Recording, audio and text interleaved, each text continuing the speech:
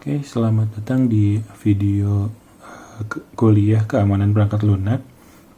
Hari ini kita akan membahas object oriented programming, tentu saja dari sisi security-nya untuk bahasa pemrograman Java.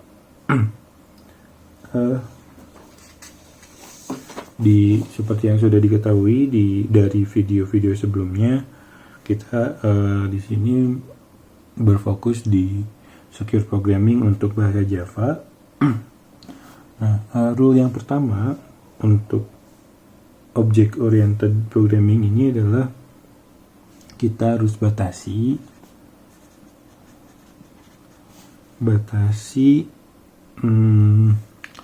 extensibility atau peluang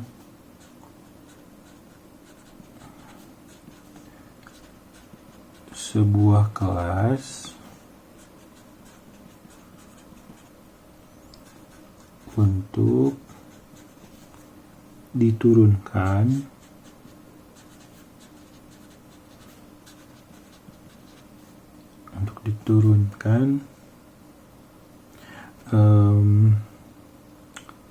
batasi peluang sebuah kelas untuk diturunkan sehingga ini kenapa saja caps lock semua sehingga hanya bisa diturunkan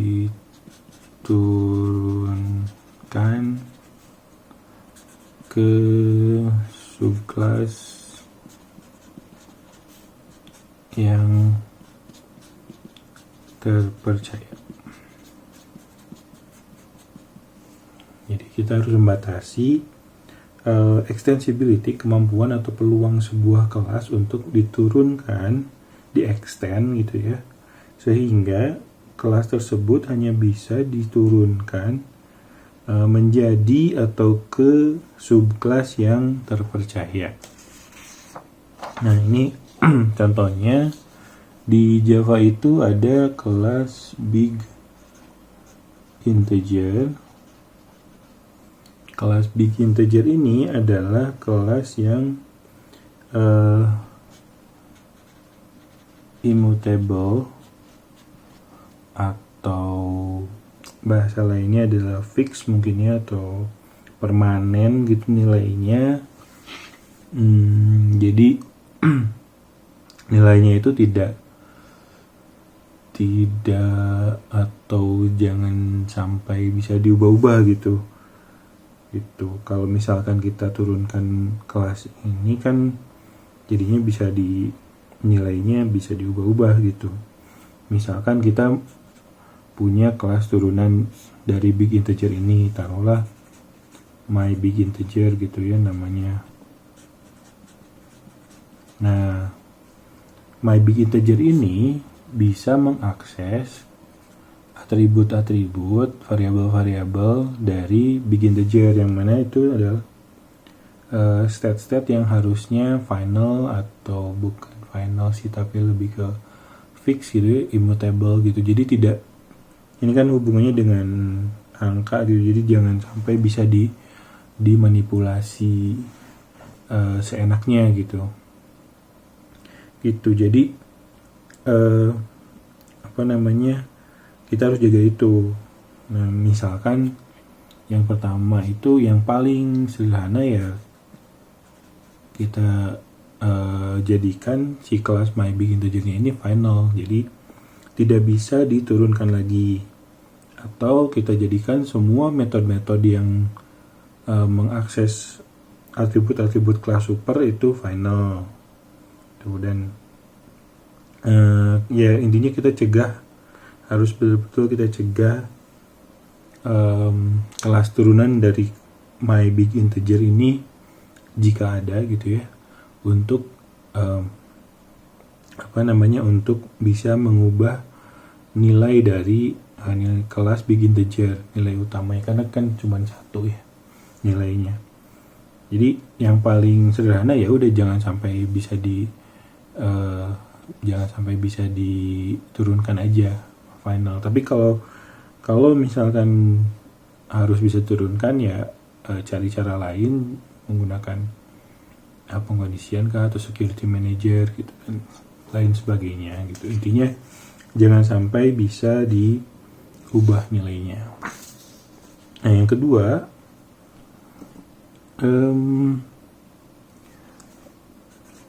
deklarasikan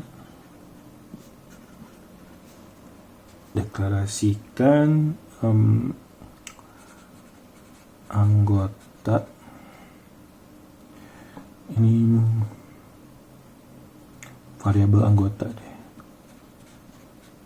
variabel anggota kelas ya, variabel anggota kelas itu sebagai private.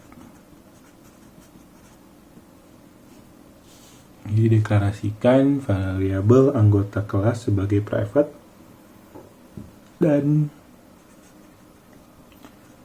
sediakan pembungkusnya, setter getter.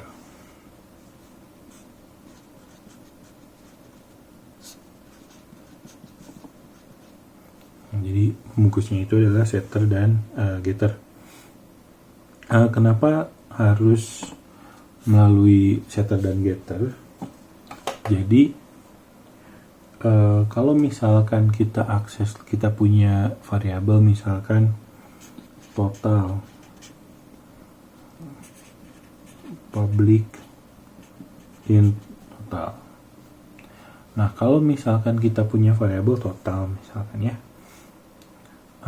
kalau tidak menggunakan wrapper atau pembungkus, itu kelas-kelas customernya itu akan terlalu bebas mengakses sehingga kita tidak bisa melakukan misalkan logging ya, pencatatan gitu atau pengkondisian, sanitasi, validasi dan lain sebagainya gitu. Jadi ada pencatatan. Kalau misalkan kita lihat di variabel, metode setter dan getter, kebanyakan yang kita buat sih memang simple ya, tapi kita bisa tambahkan untuk lebih aman, kita bisa tambahkan logging gitu ya, atau pencatatan ini, kemudian validasi atau sanitasi dan lain sebagainya gitu. Itu kalau misalkan tidak melalui pembungkus akan sangat sulit gitu, karena ya berarti kan kalau tidak pakai pembungkus kelas lain bisa langsung mengubah nilai nilai dari variabel total ini langsung gitu tanpa ada validasi apapun gitu. Nah, kemudian yang ketiga adalah pertahankan dependencies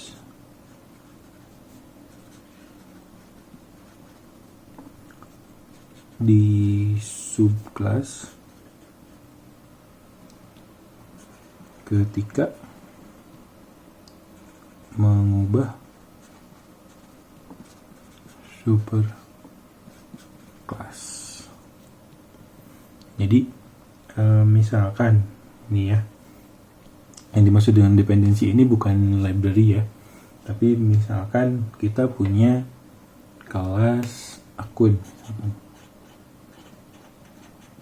Kita punya kelas akun, di sini ada metode withdraw gitu ya. Kemudian kita punya kelas bank account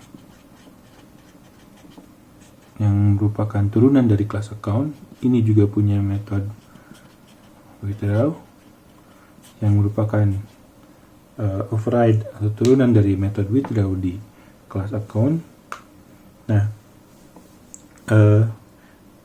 misal ternyata di kelas akun ini tidak ada pengecekan, tidak ada validasi sama sekali. Jadi langsung aja diproses gitu. Yang ada pengecekannya di sini, di bank account. Nah itu kan kalau misalkan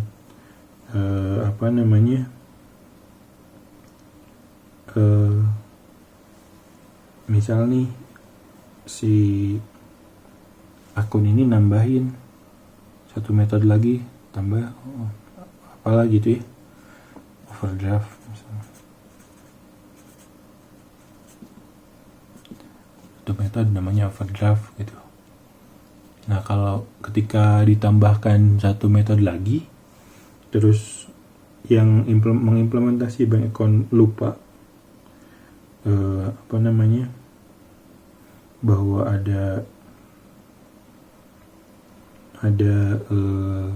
jadi ada metode overdraft ini, itu bukan lupa, nggak tahu lah, karena mungkin ini kan beda pembuatnya gitu. Jadi yang membuat akun ini dari library ya misalkan gitu, atau ya ini dependencies ya. Jadi kalau misalkan yang membuat kelas account ini membuat metode baru overdraft yang ternyata tidak sama dengan metode withdraw di kelas account, tidak memiliki atau tidak menggunakan validasi. Nah, orang kan jadi bisa mengakses metode overdraft ini melalui bank account tanpa divalidasi juga. Nah, jadi yang harus dilakukan adalah bisa salah satunya ya kalau misalkan nih kita tambahkan implementasi dari overdraft, atau ya sekedar ditambahkan implementasinya sekedar men-throw exception gitu bahwa ini tidak disupport atau bagaimana gitu, illegal access kah atau apa gitu, seperti itu kira-kira. Oke, selanjutnya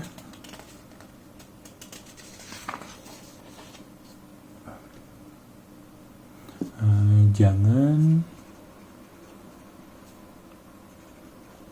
mencampurkan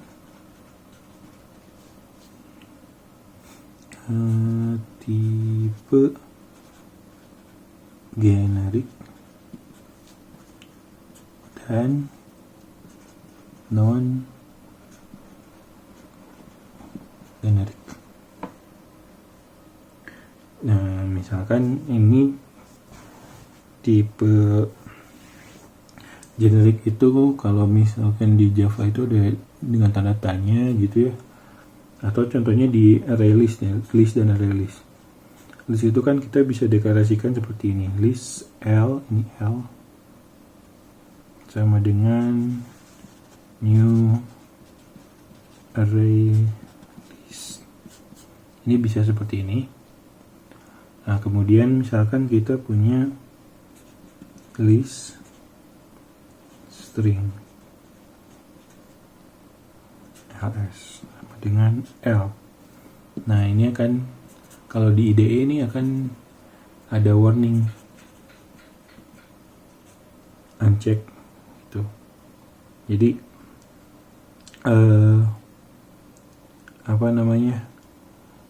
ya ini yang ini generik, yang ini bukan generik gitu, string gitu ya, tipe datanya sudah jelas gitu. Nah ini tuh akan menyebabkan yang namanya, kalau di Java itu ada istilahnya heap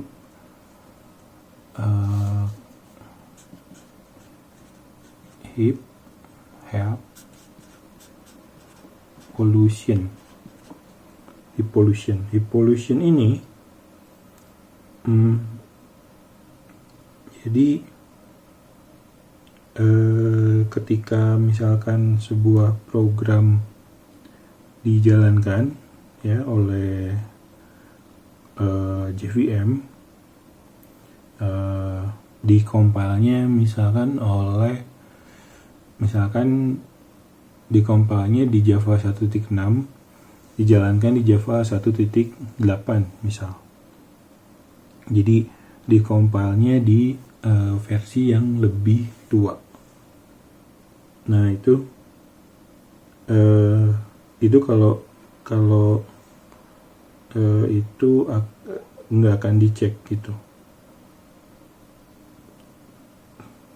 Nah, tapi kalau misalkan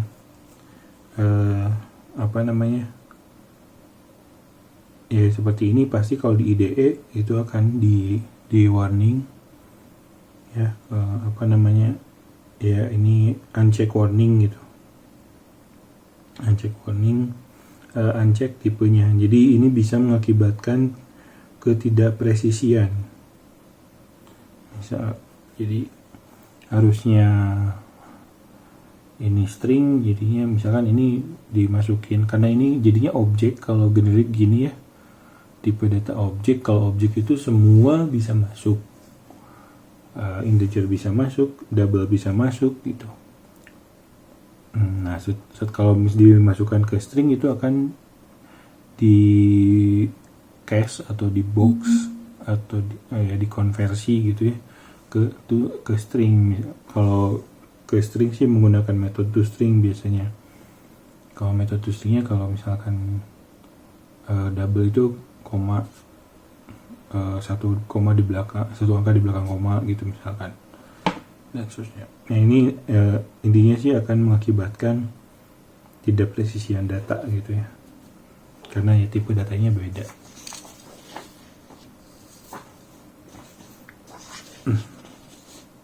Oke. Kemudian kita harus sediakan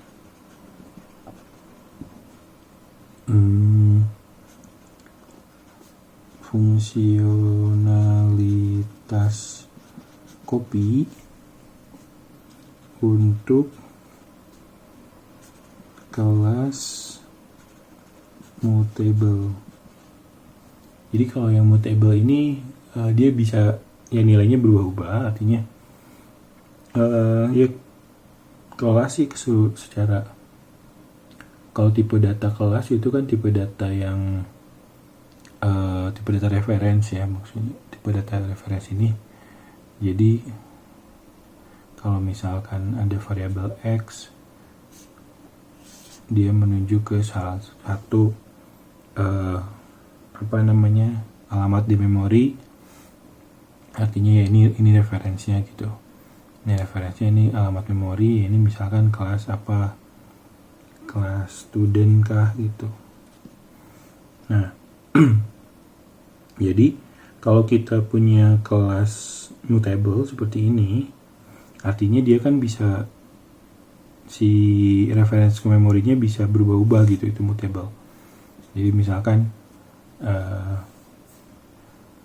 tadinya X itu ke sini, sekarang berubah jadi ke sini, yang barunya gitu.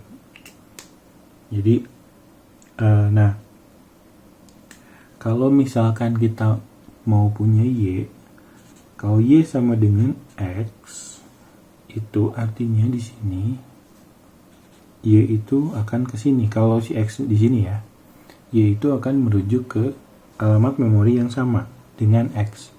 Nah kalau misalkan kita ubah, ini kan student misalkan, student itu punya name. Kalau kita ubah name dari Y menjadi apa gitu ya, Budi misalkan, nah si X juga ikut berubah name-nya gitu. Jadi ini berbahaya kalau misalkan memang kita tidak ingin seperti itu. Jadi kita tidak tahu bahwa kalau misalkan kita ubah Y, X juga ikut berubah gitu. Nah ini butuh metode copy. Metode copy ini adalah, kalau di Java itu sebetulnya sudah ada metode clone. Di kelas objek itu ada metode clone. Metode clone ini adalah metode untuk untuk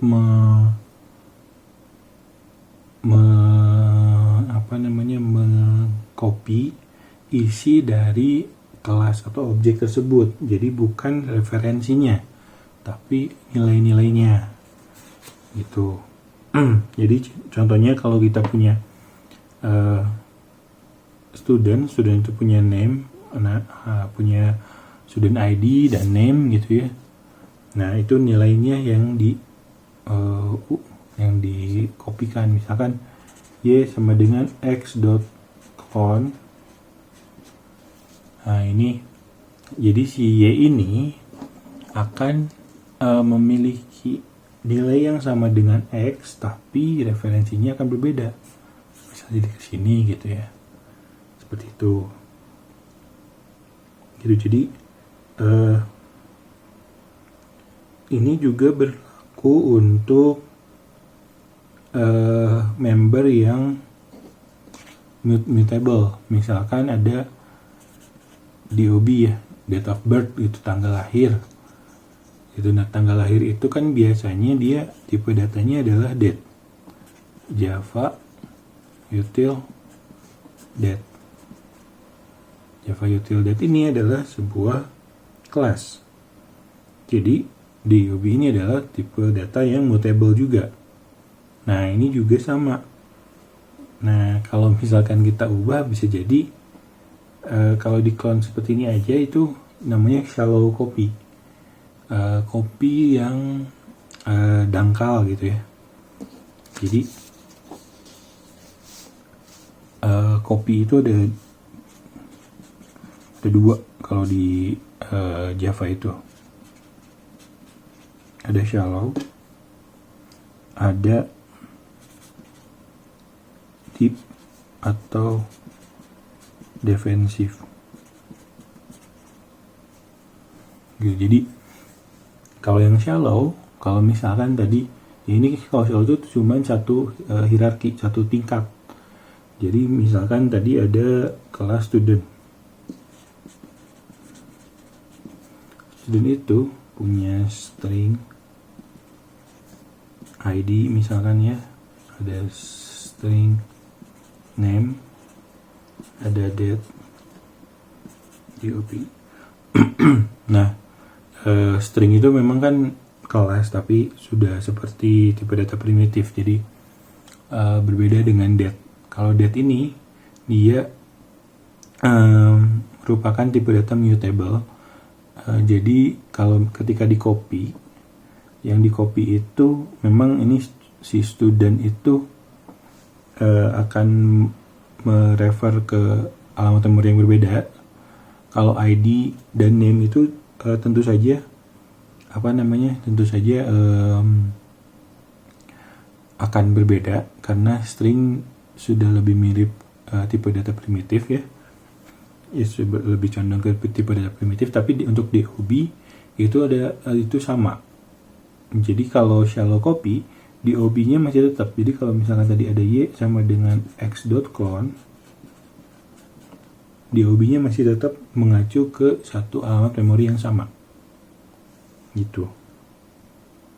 Untuk melakukan deep copy ya harus satu-satu. Misalkan y sama dengan new student,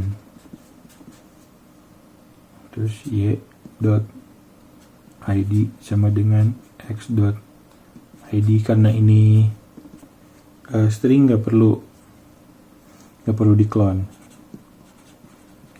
Name sama dengan, berlaku juga untuk integer, untuk double, char, boolean, tipe-tipe data primitif ya.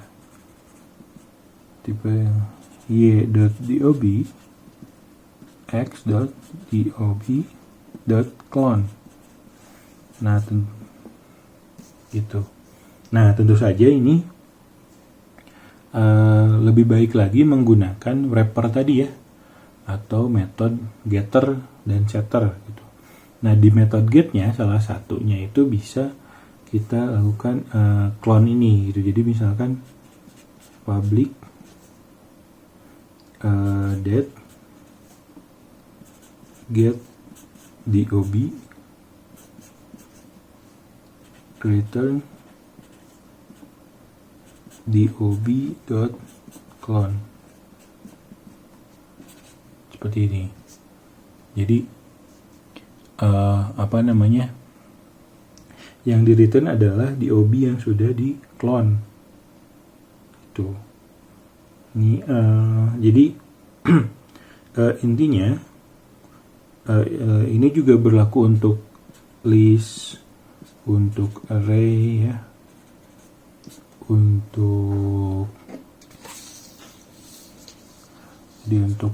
list, untuk array, untuk map, tree, dan lain sebagainya. Intinya kalau misalkan kita punya list ya dan lain sebagainya, itu ada queue, ada deque, ada stack dan lain-lain yang sejenisnya ya. Intinya misalkan kita punya list of integer. Kalau integer itu walaupun menggunakan kelas wrapper tapi tidak masalah, tanpa di copy pun dia sudah ya defaultnya clone gitu. Jadi kalau untuk tipe-tipe data primitif itu tidak masalah, tidak perlu clone. Tapi kalau misalkan list of student atau list of date dan lain sebagainya yang merupakan tipe-tipe data mutable, itu harus kita copy ya. Jadi nah ada dua tadi ya, ada shallow, ada deep. Kalau yang shallow, kalau misalkan kita punya list of student, kalau shallow listnya aja yang di copy, tapi si studentnya enggak gitu. Kalau misalkan list of integer cukup shallow aja, jadi listnya aja yang di clone atau di copy, integernya atau nilai elemen-elemen dari listnya tidak perlu. Tapi kalau misalkan list of student, list of mutable object itu lebih baik menggunakan deep atau defensive copy. Gitu. Nah, kemudian kita jangan expose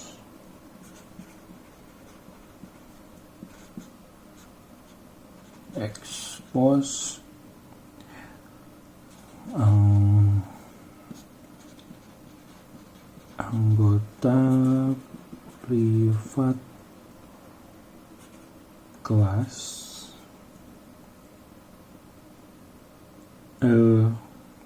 kelas luar atau outer ya,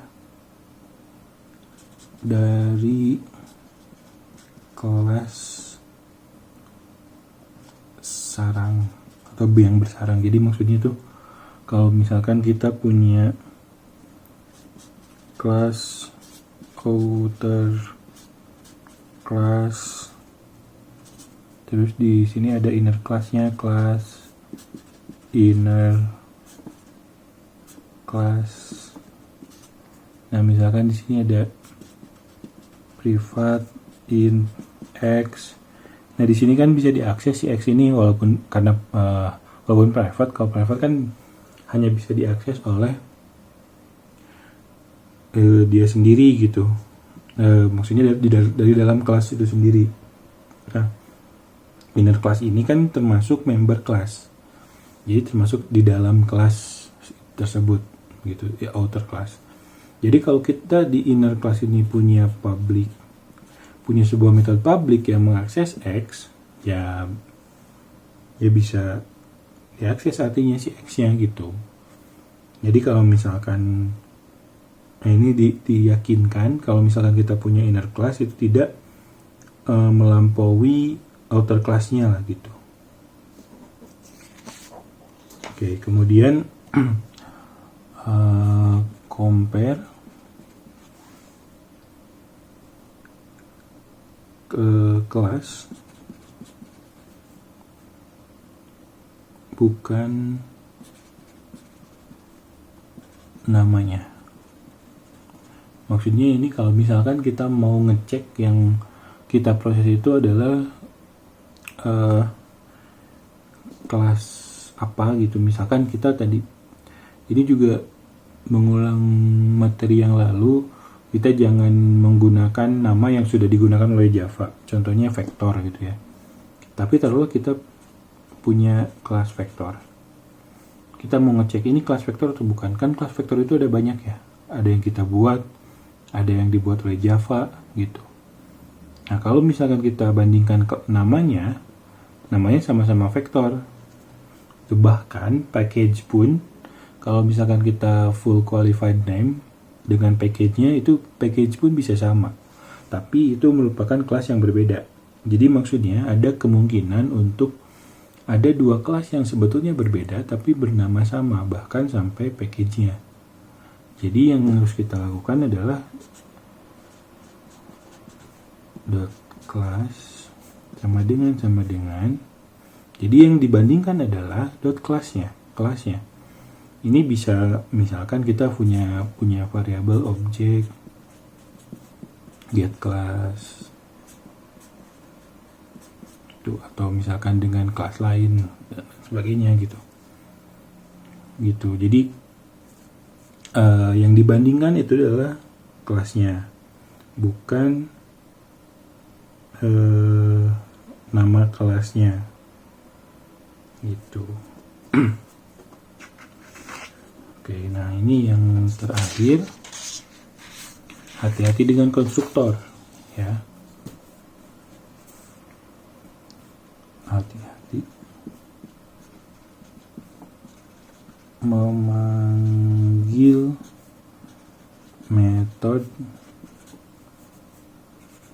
dari konstruktor. Jadi maksudnya konstruktor itu metode yang spesial ya. Jadi konstruktor itu metode yang spesial. Ini apa namanya, kita bisa melakukan inisiasi dari variabel, bahkan untuk yang final sekalipun gitu ya. Kita bisa punya variabel final kita inisiasi di konstruktor nilainya gitu. Nah, kemudian kalau misalkan kita akses di konstruktor itu, kita akses sebuah metode, pastikan metodenya jangan bisa diturunkan. Jadi kenapa? Atau kelasnya jangan bisa diturunkan. Kenapa? Karena ya bisa mengubah perilaku si kelas tersebut gitu, bisa mengubah inisiasi variabel tadi gitu. Jadi yang nilainya harusnya berapa jadi berapa gitu. Kemudian bisa jaga juga dari exception, karena ini bisa mengganggu proses ini, inisiasi nilai gitu. Solusinya ya dijadikan final aja, sebenarnya paling mudah. Kalau misalkan tidak mungkin kan untuk dijadikan final, ya jangan akses metode dari konstruktor, dan juga jangan kalau misalkan jangan ada exception sih agak ini ya. Misalkan kita track aja ininya, misalkan kita punya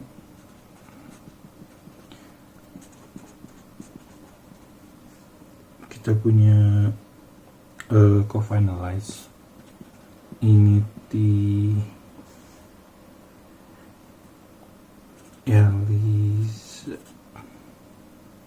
initialize ya.